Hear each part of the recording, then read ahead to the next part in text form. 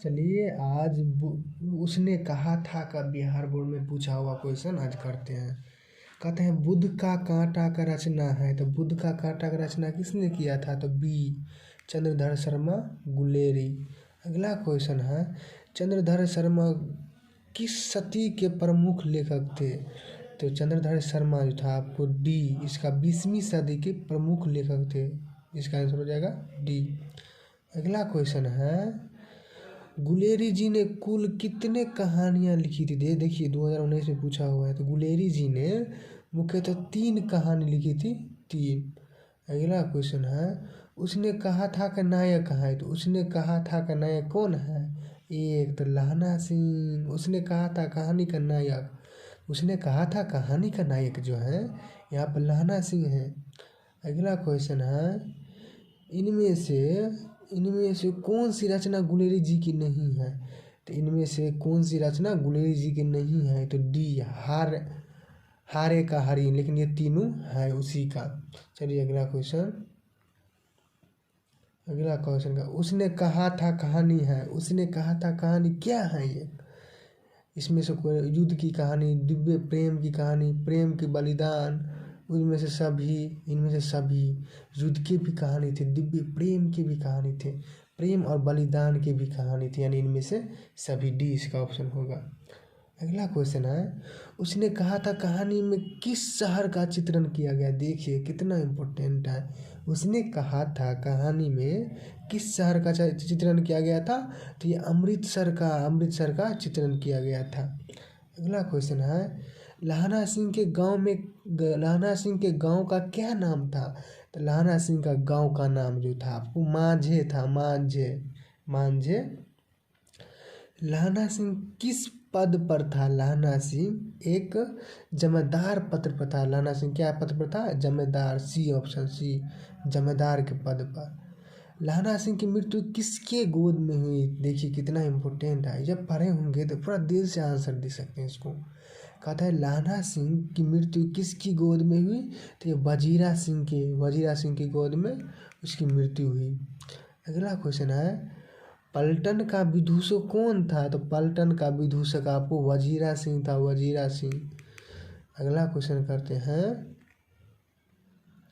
कहता है सूबेदार हजारा सिंह के लड़के का नाम क्या था? सूबेदार हजारा सिंह के लड़के का नाम बोधा सिंह था। क्या नाम था? बोधा सिंह। अगला क्वेश्चन करते हैं, भारतीय सिपाहियों को किसके साथ संघर्ष हुआ था? तो भारतीय सिपाहियों को आपको जर्मनी के साथ संघर्ष हुआ था। अगला क्वेश्चन है, जर्मन के लप्टन को किसने मार गिराया? जर्मन को लप्टन को ये जो लहना सिंह ने मार गिराया था। Option C. कहता है सिख राइफल के जमींदार लहना सिंह का नंबर क्या था? देखिए कितना इम्पोर्टेंट है। सिख राइफल जमींदार लहना सिंह का नंबर 77 था। अगला क्वेश्चन, सरकार ने सूबेदार को जमीन कहाँ दी थी? सरकार ने सूबेदार को जमीन कहाँ दी है? तो ये दिया था लाईपुर में, लाईपुर में। कह रहे हैं गुलेरी जी का जन्म कहाँ हुआ था? गुलेरी जी का जन्म हुआ था जयपुर, राजस्थान में। अगला क्वेश्चन है, सुखमय जीवन किसकी रचना है? सुखमय जीवन ये जो चंद्रधर शर्मा गुलेरी की रचना है। अगला क्वेश्चन है, उसने कहा था कहानी कब प्रकाशित हुआ था? उसने कहा था कहानी आपको 1900 ईस्वी में प्रकाशित हुआ था। अगला क्वेश्चन है, कछुआ धर्म किसकी कृति है? कछुआ धर्म चंद्रधर शर्मा की गुलेरी जी की कृति है। पुरानी हिंदी रचना क्या है? पुरानी हिंदी रचना क्या है? ये चंद्रधर शर्मा द्वारा लिखी हुई कहानी है पुरानी हिंदी। कौन सा निबंध गुलेरी रचित नहीं है? इसमें से बी ऑप्शन, मजदूरी और प्रेम गुलेरी जी नहीं लिखे हुए हैं। कुरमाई का क्या अर्थ होता है? कुरमाई का अर्थ होता है मंगनी, विवाह वाला बात जो मंगनी होता है वही। कहते हैं कि बोधा कौन था? बोधा आपको सूबेदार हजारा सिंह का बेटा था। बोधा जी सूबेदार हजारा सिंह का बेटा था। चंद्रधर शर्मा गुलेरी की कहानी कौन सी है? चंद्रधर शर्मा गुलेरी की कहानी है सी, उसने कहा था। अगला क्वेश्चन है, कौन सी कहानी चंद्रधर शर्मा गुलेरी की लिखी हुई नहीं है? इसका ऑप्शन है डी, लेकिन ये तीनों लिखा हुआ है। उसने कहा था बुध के काटा सुख में जीवा, लेकिन कफन उसका नहीं था। अगला क्वेश्चन है गुलेरी जी किस गांव के मूल निवासी थे? तो गुलेरी जी गुलेर की निवासी थे। उसने कहा था कहानी का कहानीकार कौन है? तो चंद्रधर शर्मा गुलेरी। अगला क्वेश्चन है चंद्रधर शर्मा गुलेरी किस युग के कहानीकारक थे? तो चंद्रधर शर्मा द्विवेदी युग के कहानीकारक थे। अगला क्वेश्चन है उसने कहा था किसकी भागों में विभक्त है? कितने भागों में विभक्त है? उसने कहा था आपको ये 5 भागों में विभक्त है। अगला क्वेश्चन चंद्रधर शर्मा गुलेरी का जन्म कब हुआ था? तो इसका ऑप्शन सी 7 जुलाई 1883 ईस्वी में। अगला क्वेश्चन है लहना सिंह किस कहानी का पात्र है? तो लहना सिंह उसने कहा था कि पात्र है। अगला क्वेश्चन है उसने कहा था किस प्रकार की कहानी है? ये एक कर्म प्रधान कहानी है। जो देखिए सभी अपना कर्तव्य कैसे निभाता है। पुरानी हिंदी रचना किसकी है? देखो इसे रिपीट है, ये सब पूछे जाएगा। सी होगा, चंद्रशेखर शर्मा जो है पुरानी हिंदी की रचना की थी। किरत सिंह कौन था? किरत सिंह आपको ये लहना सिंह का भतीजा था किरत सिंह। अगला क्वेश्चन बचपन में लहना सिंह लड़की से बार बार कौन सा प्रश्न करता था? देखिए कितना प्रेम की भाव है। बचपन में लहना सिंह लड़की के बार बार कौन सा प्रश्न करता था? तो ये था तेरी कुर्बाई हो गई, यानी सी। अगला क्वेश्चन है लेफ्टिनेंट साहब सूबेदार को कितने आदमी खंदक में छोड़कर जाने को कहा था? ये था 10 आदमी को छोड़ में कहा था। अमृतसर में लहना सिंह के कौन थे? अमृतसर में लहना सिंह के मामा थे, सी। लहना सिंह सूबेदार को वापस बुलाने के लिए किसे भेजता है? लहना सिंह को सूबेदार को वापस बुलाने के लिए वजीरा सिंह को भेजता है। अगला क्वेश्चन है सूबेदारनी ने अपने पति एवं पुत्र की रक्षा के लिए किससे कहा? सूबेदारनी ने अपने पति और पुत्र की रक्षा करने के लिए लहना सिंह से कहा था, जो उसे छोटी उम्र में कहती थी तेरी कुर्बाई हो गई। लहना सिंह का सिर अपनी गोद में लेकर कौन बैठा था? लहना सिंह का सिर अपने गोद में लेकर कौन बैठा था? तो वजीरा सिंह, ऑप्शन सी। लहना सिंह के मामा कहाँ के रहने वाले थे? तो लहना सिंह के मामा जो था आपको ये अमृतसर की रहने वाले थे। अगला क्वेश्चन है जयप्रकाश नारायण के बचपन का नाम क्या था? देखिए कितने बार आया था। जयप्रकाश नारायण को बचपन का नाम था बाउल। अगला कोई ये तो नहीं लिखा हुआ है, इसका नाम था बाउल। कहा था। अगला क्वेश्चन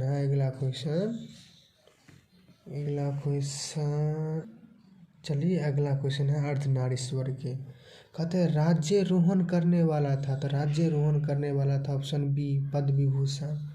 अगला क्वेश्चन है अर्धनारीश्वर पाठ के लेखक कौन है? या अर्धनारीश्वर किसकी सृष्टि है? तो अर्धनारीश्वर का ये रामधारी से रामेश्वरी सिंह दिनकर थे। रामेश्वर सिंह दिनकर इसका लेखक है। अगला क्वेश्चन है रामेश्वर सिंह दिनकर की दृष्टि कौन सी है? रामेश्वर सिंह दिनकर की दृष्टि कौन सी है? तो ये ऑप्शन होगा डी अर्धनारीश्वर। यानी रामधारी सिंह दिनकर का क्या लिखा था? तो ये लिखा था अर्धनारीश्वर। दिनकर जी का जन्म किस था? दिनकर जी का जन्म कहाँ हुआ था? दिनकर जी का जन्म बेगूसराय में हुआ था, अपने ही बेगूसराय बिहार के। अगला क्वेश्चन है अर्धनारीश्वर में क्या तालमेल है? तो ऑप्शन सी नर और नर अलैंगिक के संबंधों को इसमें दर्शाया गया है। दिनकर जी की काव्य पुस्तक कौन सी है? तो इसमें से दिनकर जी क्या लिखे थे? दिनकर जी का काव्य पुस्तक है प्रणभंग। अगला क्वेश्चन है दिनकर जी को पोस्टिंग किस पोस्ट पर दी गई थी? दिनकर जी की पोस्टिंग आपको छात्र सहोदर के रूप में दी गई थी। कहता है दिनकर जी की जांच पत्रिका निगरानी है। दिनकर जी की जांच पत्रिका कब प्रकाशित हुई थी? तो ये हुई थी 1925 में। कहता है दिन के लिए जी के हिसाब से है। तो दिन के लिए जी के हिसाब से इसका भावना से। कहते विष्ट और महावीर ने ना कौन सा आधिकारिक है? तो ये था बी होने वाली का। कहता है पुरुष संपत्ति के गुण से युक्त है मरी गुनगुनी। ये किसका कहा हुआ लाइन है? ये प्रेमचंद्र जी का कहा हुआ लाइन है, ऑप्शन सी। कहते हैं कि अर्धनारीश्वर का विद्या से संबंध है। तो अर्धनारीश्वर किस विद्या से संबंधित है? तो अर्धनारीश्वर एक एकांकी है। कहता है जीवन के अंतःकरण में नारीत्व की कमी है। ये किसने कहा था? तो जी ने कहा था। कौन? दिनकर जी थे जो था ये इसका लेखक, उसने कहा था। कहता है कि पानारीश्वर शंकर शंकर के प्रकार का क्या नाम है? अबे दिनकर जी को कैसा प्रदर्शित होता है? तो दिनकर जी को उर्वशी की जैसा प्रसारित होता है, ये पूछा हुआ है। अशांति की स्थिति खराब है, ये किसने कहा था? मतलब ये कहाँ पर ये बात सही बैठता है? कहते हैं अशांति की स्थिति खराब है, ये कुरुक्षेत्र में से बात होता है। कहता है अर्धनारीश्वर कल्पित रूप है। अर्धनारीश्वर किसका कल्पित रूप होता है? शिव और पार्वती का। अगला क्वेश्चन, गंधारी है। गंधारी दुर्योधन की माँ थी। प्रेमचंद्र था। क्या था? प्रेमचंद्र जी एक कथाकार थे। दिनकर का जन्म कब हुआ था? दिनकर जी का जन्म 23 सितंबर 1908 को हुआ था। अगला क्वेश्चन है, दिनकर किस युग के कवि थे? दिनकर जी श्वेता द्विभाषी युग के कवि थे। संस्कृति के चयन अध्याय किसकी कीर्ति है? संस्कृति की चयन ये रामेश्वरी सिंह दिनकर जी की थी। अगला क्वेश्चन है, कौन सी कवि कृति रामेश्वर सिंह दिनकर की स्थिति है? तो ये थी आपको शुद्ध कविता की तलाश। अगला क्वेश्चन चलिए करते हैं। अगला क्वेश्चन है, मालती के पति का क्या नाम था? तो मालती का पति का नाम महेश्वर था। अगला क्वेश्चन है, भारतीय ज्ञानपीठ द्वारा अज्ञेय जी कौन सा विलक्षण है? तो इसका ऑप्शन सी हो जाएगा, भारतीय ज्ञानपीठ परितोष शक्ति। अगला क्वेश्चन है, अज्ञेय जी की समाचार पत्र पहली बार समाचार पत्र में कब प्रकाशित किया गया था? तो ऑप्शन सी, अखबार सेवा में। महेश्वर कौन सा फलित था? महेश्वर कौन सा फल लाया था? तो ए, आम का फल। रोज का कौन सा पात्र पेशा लगा था? रोज का कौन सा पात्र पेशा लगा था? तो बी, महेश्वर को।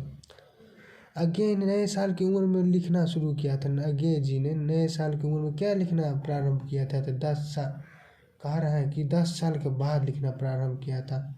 कौन? तो ये मालती। मालती का पति क्या था? मालती के पति एक डॉक्टर था। तरसप्तक का संपादक कौन है? तरसप्तक का मतलब ये संपादक ये आपको सच्चिदानंद नंद वात्स्यन थे, अज्ञेय जी थे। कहते अज्ञेय जी किससे वाद से पहले हैं? अज्ञेय जी आपको उपयोगी वाद हैं। अज्ञेय जी का कौन नाटक है? नाटक कौन है? तो ये था आपको सी, उत्तर प्रियोदवा। प्रसव किस प्रकार से है होता है? प्रसव किस प्रकार से होता है? तो डी, वंश से। मालती महेश्वर की संतान का क्या नाम था? मालती महेश्वर की संतान का नाम टीटी था। अगला क्वेश्चन है, नदी के द्वीप किसकी सृष्टि है? नदी के द्वीप आपको मणि मधुरक सृष्टि है। अगला क्वेश्चन, अज्ञेय को ज्ञानपीठ किस प्रकार प्राप्त हुई थी? तो ए, 9वें बार। कहते अज्ञेय का जन्म कब हुआ था? तो अज्ञेय जी का जन्म जो हुआ था 23 अप्रैल 1911 को हुआ था। चलिए अगला क्वेश्चन करते हैं, एक लेख और एक पत्र के। कहता है एक लेख और एक पत्र का रचनाकार कौन है? तो ये थी भगत सिंह। कहता है भगत सिंह के पिता सरदार किशन सिंह तथा चाचा अजीत सिंह किसके सहयोगी थे? तो ये थे बी, लाला लाजपत राय की। कहता है भगत सिंह ने अपने नेतृत्व में पंजाब में नौजवान भारत सभा का गठन कब किया था? तो ये 1926 ईस्वी में इसका गठन किया था। अगला क्वेश्चन है, भगत सिंह ने चंद्रशेखर आज़ाद के साथ मिलकर किस संगठन का आयोजित किया था? तो सी, हिंदुस्तान समाजवादी प्रजातांत्रिक पार्टी का।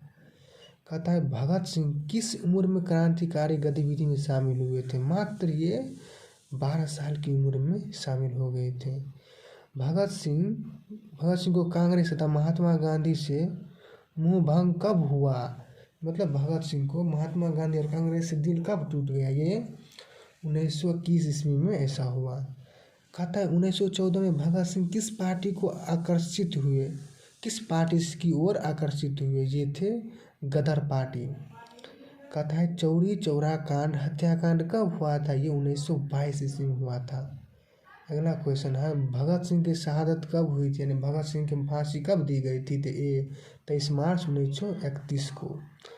अगला क्वेश्चन है भगत सिंह गणेश शंकर विद्यार्थी द्वारा निकाली गई जानलेवी जाने वाली किस पत्रिका से जुड़े? तो भगत सिंह जी आपको प्रताप पत्रिका से जुड़ी थी। भगत सिंह के हृदय में किसके भावना का कोई स्थान नहीं था? तो बी प्रेम का। भगत सिंह किसे घृणित तथा कार्यतापूर्ण मानते थे? सी आत्महत्या को। सन 1926 में भगत सिंह ने किस दल का गठन किया था? तो सन 1926 में भगत सिंह ने नौजवान भारत सभा का गठन किया था। भगत सिंह को अपने लिए सजा के संबंधों में क्या विश्वास था? अपने लिए संबंधों में लिखा था भगत सिंह को अपने लिए सजा के संबंध में क्या विश्वास था? तो सी मृत्यु दंड का। कहता था भगत सिंह हमको मृत्यु दंड दे दो। प्रिंस क्रोपोटिनिक कौन था? ये एक अर्थशास्त्र का विद्वान था। भगत सिंह को फांसी दी गई। भगत सिंह की फांसी 23 मार्च 1931 को दी गई थी।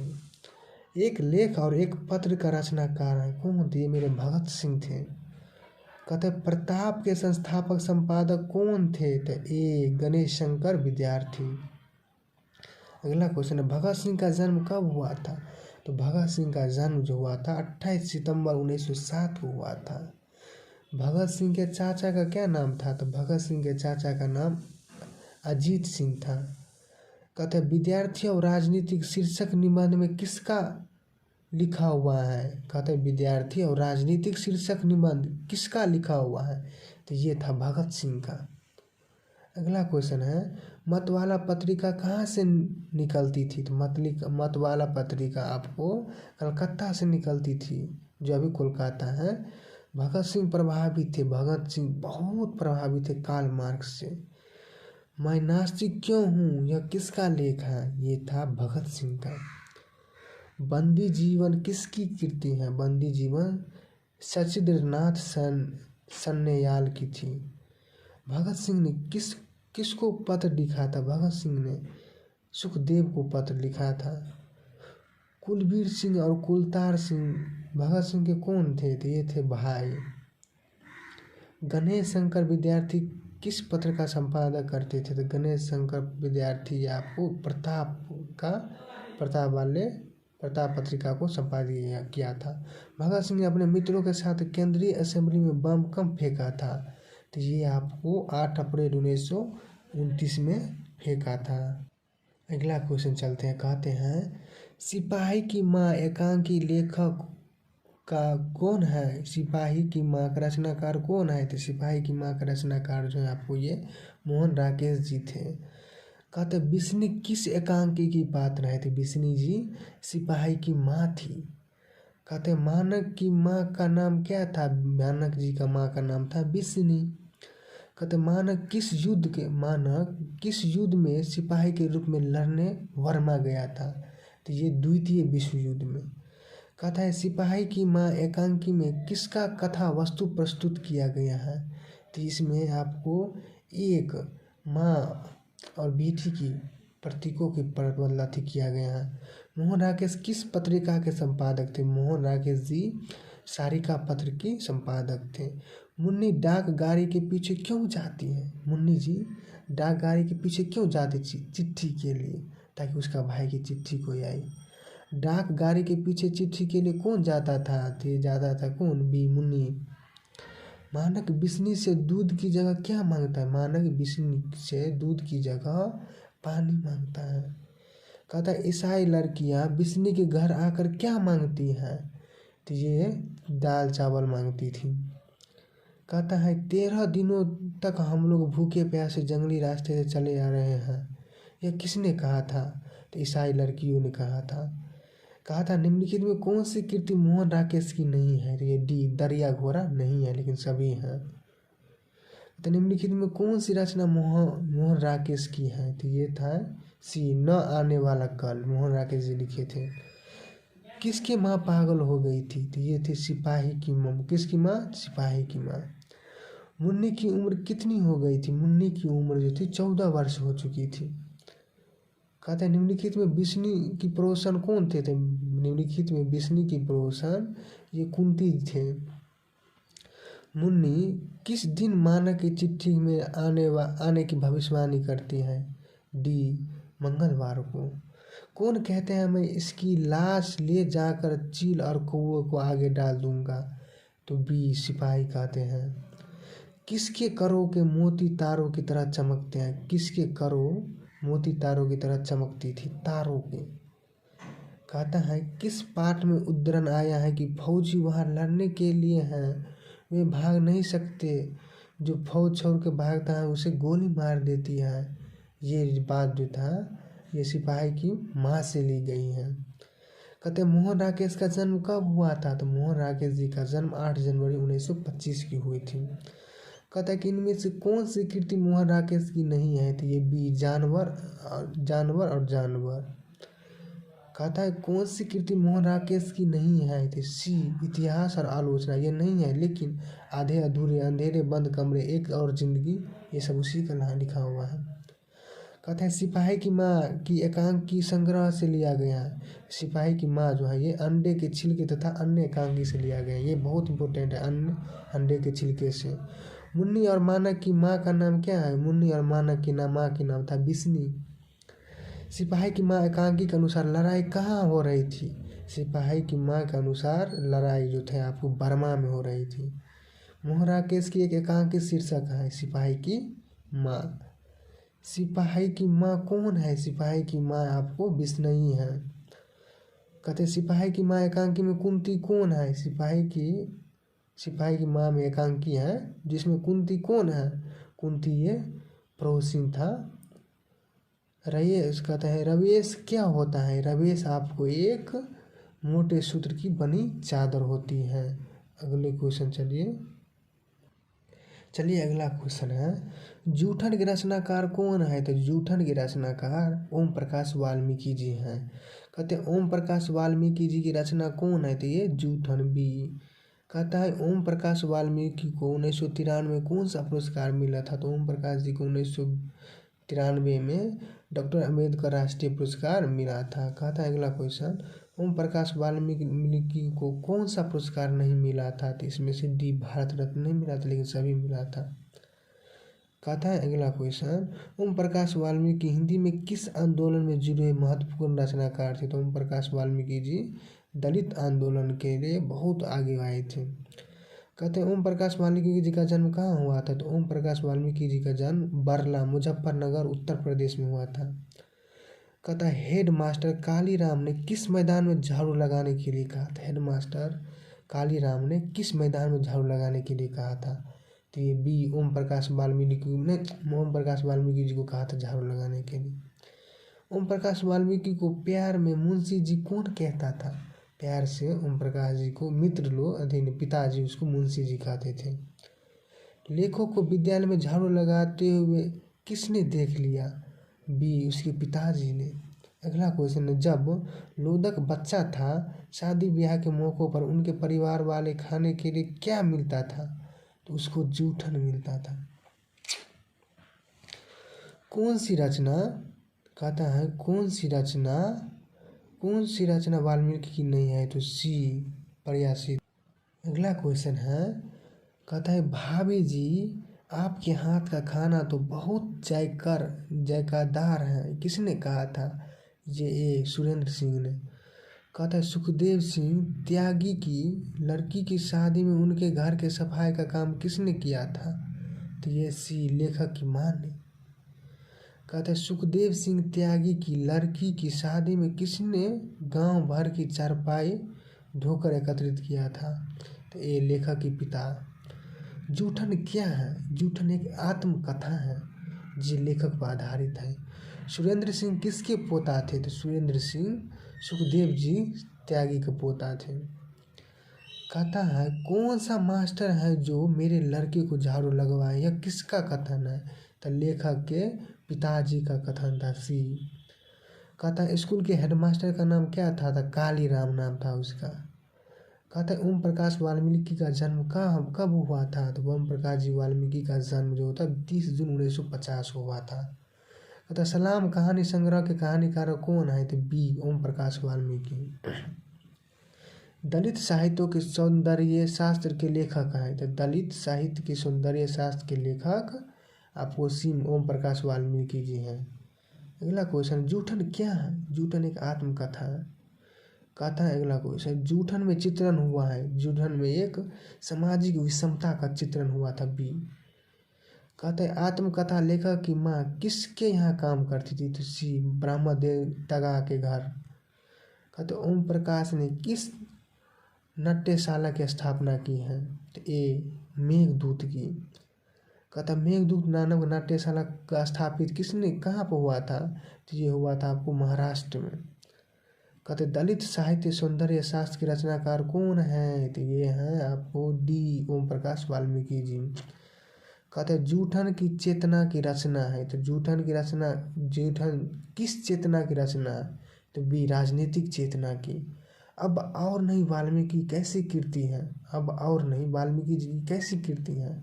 ये एक कविता है। चलिए अगला क्वेश्चन है, मलयज की रचना क्या है? न आने वाला कल, सदियों का संताप, बकलम, खुद, इनमें से कोई नहीं है। देखिए मलयज जी रचना क्या होता है? हंसते हुए मेरा अकेलापन। चलिए अगला क्वेश्चन वही है। कहते हैं हंसते हुए अकेलापन के लेखक कौन है? तो मलयज जी, ऑप्शन बी। अगला क्वेश्चन है, मलयज की कौन सी रचना है? तो मलयज की रचना डी है, हंसते हुए मेरा अकेलापन। कहते हैं मलयज का जन्म कहाँ हुआ था? तो सी आजमगढ़ में। कहता है मलयज ने किस मंत्रालय में नौकरी की थी? तो मलयज जी ने आपको कृषि मंत्रालय में नौकरी की थी। चलिए छठा क्वेश्चन, मलयज के पिता का नाम क्या था? तो मलयज का पिता का नाम त्रिलोकीनाथ वर्मा थे। अगला क्वेश्चन है सातवां, मलयज के अनुसार किस कर्म के बिना मानवीयता अधूरी है? तो ऑप्शन ए रचनात्मक कर्म। आठवां क्वेश्चन है, मलयज छात्र जीवन में किस रोग से ग्रसित थे? तो सी क्षय रोग से। कहते हैं सेब बेचने वाली लड़की की आयु कितनी थी? ए 7-8 साल होगी। अगला क्वेश्चन है, सूचना केंद्र में लेखक को आकर्षित करने वाला अधीर व्यक्ति कौन था? बी बलभद्र ठाकुर जी था। कहते हैं 11वां क्वेश्चन, निम्नलिखित में कौन सी मलयज की आलोचना है? तो इसमें से है आपको मलयज जी की, कहते हैं इसमें से निम्नलिखित में कौन सी मलयज की आलोचना है? सी कविता की साक्षरता। कहता है पेड़ किस लिए काटे जा रहे थे? तो बी ईंधन के लिए। कौन सी रचना मलयज जी की है? तो सी जूठन पर जख्म पर फूल। अगला क्वेश्चन है, मलयज के जख्म पर फूल नामक कविता कब लिखी गई थी? तो ये 1971 में लिखी गई थी। कहते मलयज की माँ का नाम क्या था? तो मलयज की माँ का नाम था प्रभावती। कहता है कि मलयज जी ने 16 क्वेश्चन है, मलयज ने MA किस विश्वविद्यालय से किया था? तो सी इलाहाबाद विश्वविद्यालय से, जो बहुत फेमस है। कहते सुरक्षा कहाँ हो सकती है? डी चुनौती को झेलने में। क्या वही ना, रचने और भोगने का रिश्ता कैसा होता है? ये एक द्विधात्मक है। कहते हैं हंसते हुए मेरा अकेलापन का लेखक कौन है? तो मलयज जी, ऑप्शन बी। कहता है मलयज का जन्म कब हुआ था? तो ए 1935 ईस्वी में मलयज जी का जन्म हुआ था। मलयज का मूल नाम क्या था? तो बी भारत जी श्रीवास्तव नाम था उसका। कौन सी रचना मलयज की नहीं है? सी कविता की साक्षरता। अगला क्वेश्चन है, कौन सी रचना मलयज की नहीं थी? तो ये थी डी सुनो राधिक। कहते हैं कविता संग्रह है। ए जख्म पर धूल, ये थी मलयज जी की कविता संग्रह। कहते हैं हंसते हुए मेरा अकेलापन किस विद्या में लिखित हुई है? तो ये बी डायरी विद्या में लिखी हुई, अपनी डायरी में लिखी थी। कहते हैं कि हर आदमी, 26 क्वेश्चन, हर आदमी संसार को रचता है जिसमें से वही जीता है और वही भोगता है, यह किसका कथन है? तो ये सी मलयज जी का ये कथन है। अगला क्वेश्चन चलिए अगला क्वेश्चन है, उदय प्रकाश की कहानी है। तो उदय प्रकाश जी कौन सी कहानी लिखी थी? तिरीच। अगला क्वेश्चन दूसरा नंबर, उदय प्रकाश ने किस विश्वविद्यालय से एमए किया था? तो सी सागर विश्वविद्यालय सागर से। अगला क्वेश्चन, उदय प्रकाश ने किस पत्रिका के संपादन विभाग में काम किया था? तो ए दिनमान पत्रिका में। अगला क्वेश्चन, उदय प्रकाश जी ने किस अंग्रेजी पत्रिका का संपादन किया था? उदय प्रकाश जी ने एमिनेंस पत्रिका को संपादित किया था। अगला क्वेश्चन पाँचवा, उदय प्रकाश जी किस पत्रिका के सहायक संपादक थे? तो ये 20 संडे मेल जो नई दिल्ली में छपती है। कहते हैं अगला क्वेश्चन, लेखक को किसने बताया कि तिरिच में काले नाग से 100 गुना ज़्यादा जहर होता है? ए थानू ने। सातवां क्वेश्चन है, उदय प्रकाश के अनुसार दशहरे के दिन किस चिड़िया को जरूर देखा जाता था? तो ये है सी नीलकंठ को। कहता है आठवां क्वेश्चन, लेखक को किसने 300 के 3 नोट दिए थे? तो बी डॉक्टर पंत ने। कहता है लेखक के दुःस्वप्न के सबसे खतरनाक पात्र कौन थे? हाथी तथा तिरीच। अगला क्वेश्चन है 10वां, लेखक को अपने में क्या करने की आदत थी? लेखक को बोलने और चीखने की आदत थी। कहता है लेखक के पिताजी ट्रैक्टर से कहाँ उतरे थे? बी मिनवा टकीज के पास। कहता है खतरनाक सपनों में लेखक का सबसे बड़ा अस्त्र क्या था? सी आवाज। 13 क्वेश्चन है, लेखक के पिताजी शहर क्यों गए थे? डी अदालत की पेशी के लिए। कहता है कौन सी कहानी उदय प्रकाश जी की नहीं है? तो ये वारिस नहीं है, लेकिन दरिया घोड़ा, पीली छतरी वाला लड़की, मेघशील, ये सभी उसी लिखा हुआ है। कहता है लेखक के पिताजी को बचपन में किस रोग की शिकायत थी? तो बी एम्पेडिसाइटिस का। तिरिच कहानी के पिताजी का नाम क्या था? है तो बी राम स्वार्थ प्रसाद था। कहानीकार तिरिच के लाश को जलाने जंगल में किसके साथ गया था? तो सी थानू के साथ। पंडित राम अवतार क्या थे? पंडित राम अवतार जो थे एक ज्योतिष और वेद थे। अगला क्वेश्चन है, तिरिच कहानी को कहानीकार रखा है। तिरिच कहानी किसने लिखा? तो उदय प्रकाश जी ने। कौन सी कृति उदय प्रकाश की नहीं है? तो सी टूटा हुआ फल।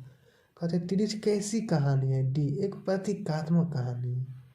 कहता है पिताजी की मृत्यु कैसी होती है? डी इसका आंसर होगा डी मानसिक सदमे और अधिक रक्तस्राव से। कहता है अगला, उदय प्रकाश का जन्म कब हुआ था? तो ए 1 जनवरी 1952 को हुआ था। कौन सी कृति उदय प्रकाश की नहीं है? बी दरिया घोड़ा। कहता है तिरिच के लेखक कौन है? तो उदय प्रकाश जी हैं। सी होगा। कहते तिरिच क्या होता है? तिरिच एक विषखापर जहरीला लिटार्ज होता है।